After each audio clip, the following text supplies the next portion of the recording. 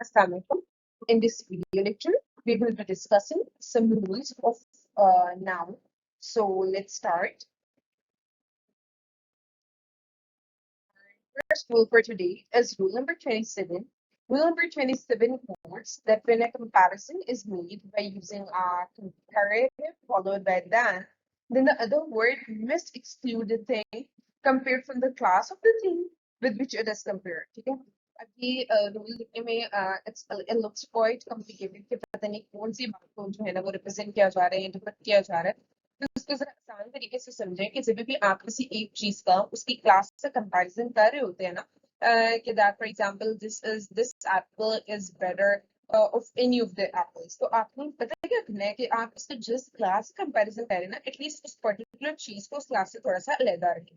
अगर आप उस चीज को भी क्लास में डाल देंगे और साथ ये भी कहेंगे कि दैट वो चीज क्लास से बेहतर है तो वो चीज सेंस नहीं बनाएगी. अभी शायद आपको मेरी बातों की इतनी अच्छी समझ ना आ रही हो लेकिन आई मेक श्योर कि मैं आपको एग्जाम्पल से ये चीज एक्सप्लेन कर दूं तो ये चीज आपको ज्यादा अच्छे से क्लियर होगी.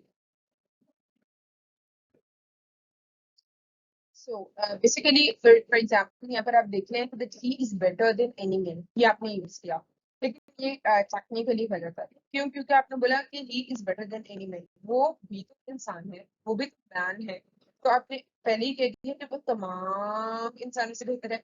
लेकिन आपने उसको जो है ना वो भी जिन लोगों का आप इंफीरियर रख रहे हैं उसे आपने उसको भी एनी में इंक्लूड कर दिया.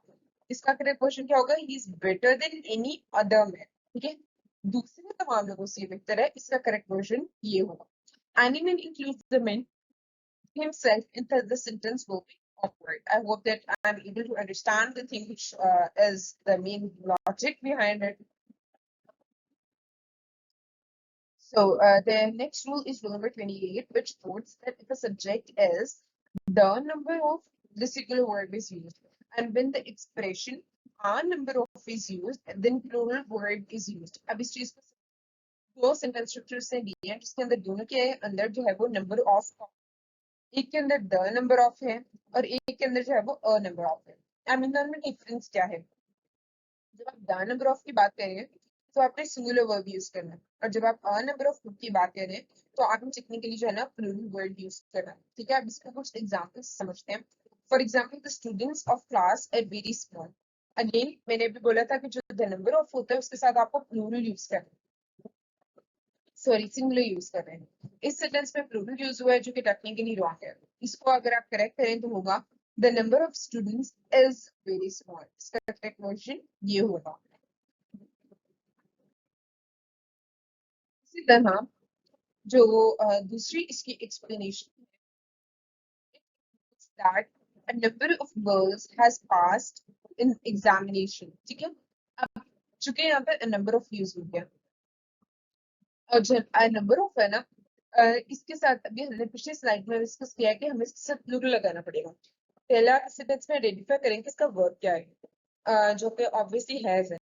अब आपने क्या करना है कि जो हैज है इसको रिप्लेस करना है और इसकी जगह को प्लूरल वर्ड लेके आना है जो कि यूजुअली हैव होता है. हैज की जगह प्लूरल फॉर्म हैव यूज करते हैं.